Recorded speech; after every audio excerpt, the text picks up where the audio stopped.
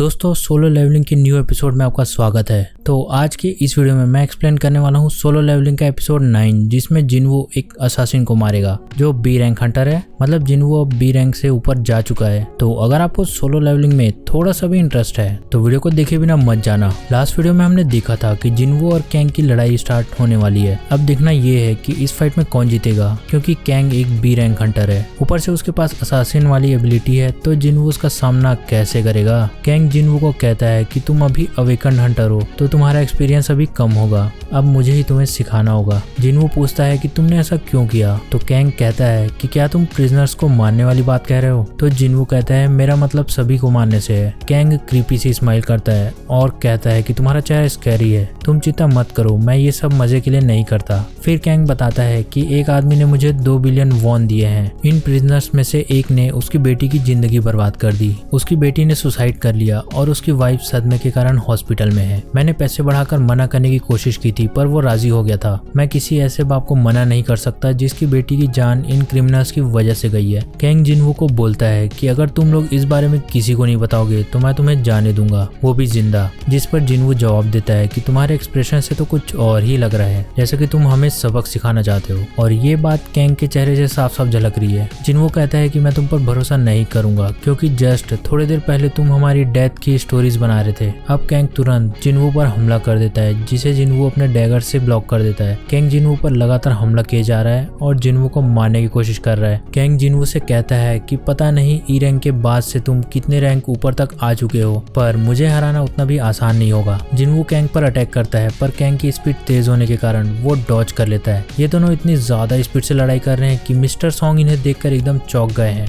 Mister song कहते हैं कि ये वो जिनवू नहीं है जिसे मैं जानता था। कैंग हंसते हुए कहता है कि इस काम के लिए तो 3 मिलियन वॉन भी कम पड़ जाएंगे, क्योंकि जिनवू उसे कड़ी टक्कर दे रहा है। अब कैंग कहता है कि क्या तुम्हारी ये टॉप स्पीड है। मान लो अगर तुम्हारी आंखें स्पीड को मैच कर भी ले तब भी तुम्हारी बॉडी स्पीड को मैच नहीं कर पाएगी। अब अचानक से जो ही जिनवू को हील कर देती है, जिसे देखकर कैंग थोड़ा सा गुस्सा हो जाता है। अब ये दोनों अपनी स्पीड और बढ़ाकर लड़ाई करने लगते हैं, जिससे सभी डायरेक्शन में इनके अटैक दिखाई देते हैं। कैंग जोही की तरफ अपना डैगर फेंकता है उसे मारने के लिए, पर मिस्टर सॉन्ग बीच में आकर उसे ब्लॉक कर देते हैं। इसके कारण जिनवू का ध्यान हट जाता है और कैंग उस पर कई सारे अटैक करता है, पर जिनवू की बॉडी स्ट्रॉन्ग होने के कारण उसे कुछ भी नहीं होता, जिसे देखकर कैंग भी चौंक जाता है। अब जिनवू के स्क्रीन में एक मैसेज पॉप होता है कि एक इमरजेंसी क्वेस्ट आया है, जिसे देखकर जिनवू कहता है कि क्या तुम अपना किलिंग इंटेंट थोड़ा सा कम कर सकते हो, क्योंकि सिस्टम अपने आप एक्टिवेट हो जा रहा है। अब उसे एक क्वेस्ट मिल जाता है कि अपने आसपास के एनिमीज को खत्म करो, नहीं तो तुम्हारा हार्ट रुक जाएगा। अब जिनवू रेडी हो जाता है और बोलता है कि आई एम कमिंग, मतलब अब वो कैंग को नहीं छोड़ेगा। जिनवू कहता है कि मैं सिस्टम को थैंक यू कहता हूँ कि उसने मुझे तुम्हें मारने का रीजन दे दिया।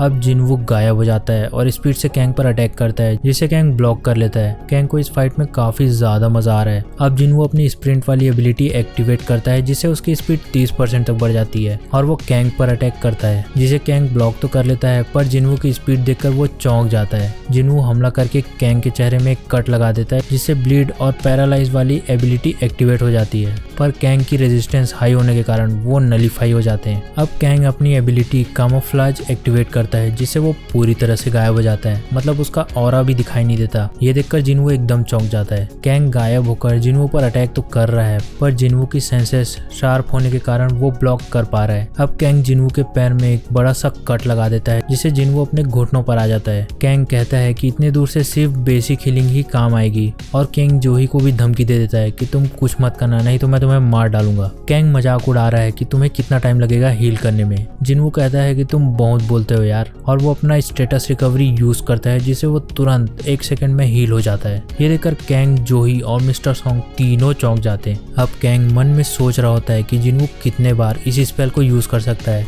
ये मुझे भी नहीं पता है, इसलिए वो जिनवू को डेंजरस समझता है। जिनवू कहता है कि फिर से मेरे अंदर का एक इमोशन मर चुका है, गुस्सा करना भी तुम जैसे लोगों पर वेस्ट होगा। जिनवू तुरंत कैंग पर अटैक करता है, पर इस बार वो उसका गला काटने की कोशिश करता है, जिसे कैंग बाल बाल बच जाता है। कैंग की स्टील्थ वाली स्किल अब कोई काम नहीं आ रही है। कैंग समझ जाता है कि जिनवू पहले भी किसी को मार चुका है और बोलता है कि हम दोनों एक ही तरह के हैं। अब कैंग सीरियस हो जाता है और कहता है कि मैं अब अपनी फुल पावर्स अनलीश करूंगा। कैंग गायब होकर तेजी से जिनवू पर अटैक कर रहा है, पर जिनवू आसानी से ब्लॉक कर रहा है। कैंग समझ जाता है कि मेरे स्ट्रॉन्ग किलिंग इंटेंशंस के कारण वो मुझे देख सकता है और जस्ट उस 1 सेकंड में वो मेरे हमले को देखकर ब्लॉक कर पा रहा है। मुझे कुछ तो करना ही पड़ेगा। अब जिनवू अपनी किलिंग इंटेंट वाली एबिलिटी एक्टिवेट करता है जिससे कैंग के चारों तरफ डार्कनेस हावी हो जाता है। इवन डार्कनेस उसके पैरों को भी जकड़ लेती है। अब उसे एक शैडो दिखाई देती है जो उसकी तरफ आगे बढ़ती है और फिर जिनवू कैंग के छाती में एक डैगर घुसा देता है जिससे कैंग घायल होकर बैठ जाता है और उसका बहुत सारा ब्लड लॉस हो जाता है। अब कैंग जिनवू से पूछता है कि आखिर तुम हो कौन, जिस पर जिनवू जवाब देता है कि मुझे खुद भी नहीं पता है। अब डैगर की ब्लीड और पैरालाइज वाली एबिलिटी एक्टिवेट हो जाती है जिससे और ज्यादा खून निकलने लगता है। जिनवू कहता है कि मान लो मैं एक ऐसा हंटर हूँ जो हर फाइट से स्ट्रॉन्ग बन जाता है, तुम्हें क्या लगता है कि मैं कितना ताकतवर बन सकता हूँ? जिस पर कैंग जवाब देता है कि तुम्हारी शैडो डार्कनेस से जुड़ी हुई है, तुम उतने ताकतवर बन सकते हो जितना तुम अपने शैडो की गहराई में जा सकते हो। और इतना कहते हुए कैंग की डेथ हो जाती है। क्वेस्ट कंप्लीट करने पर जिनवू को रिवॉर्ड में +5 स्टेट्स मिलता है। जोही और मिस्टर सॉन्ग जिनवू को थैंक यू कहते हैं उनकी जान बचाने के लिए। जिनवू मिस्टर सॉन्ग और जोही को डंजन से बाहर जाने को कहता है और अकेले बॉस से फाइट करने के लिए जाता है। अब जिनवू को कैंग की बॉडी से एक रून स्टोन मिलता है जिसको ब्रेक करने से उसे कैंग की स्टेल्थ वाली एबिलिटी मिल जाएगी।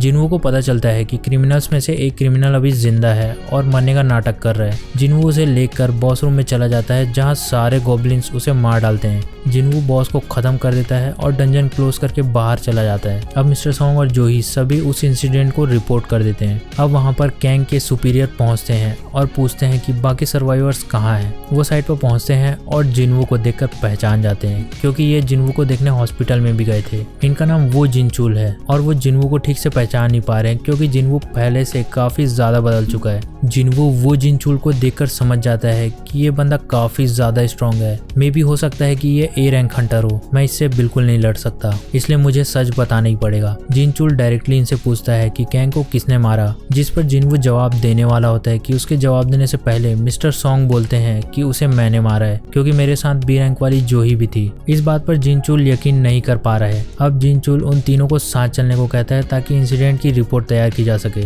जिनचुल जिनवू को आगाह करता है कि भले ही तुम रीअवेकन्ड नहीं हो, पर पिछले वाले डंजन में डोंगसुक मारा गया था और उसका भाई S रैंक हंटर हुआंग डोंगसुक है जो तुम्हारे पीछे जरूर आएगा तुम्हें मारने के लिए। तो तुम्हें थोड़ा सा केयरफुल रहना पड़ेगा क्योंकि S रैंक हंटर्स को कानून भी नहीं रोक पाएगी। अब 3 घंटे की पूछताछ के बाद वो लोग फ्री हो जाते हैं। जो ही जिनवू को एक क्रिस्टल दिखाकर पूछती है कि क्या तुम्हें ये चीज याद है। एंड इसके साथ ये वीडियो यहीं खत्म होती है। तो अगर आपको वीडियो अच्छी लगी तो वीडियो को लाइक करें, चैनल को सब्सक्राइब करें। Thank you for watching this video. Good bye.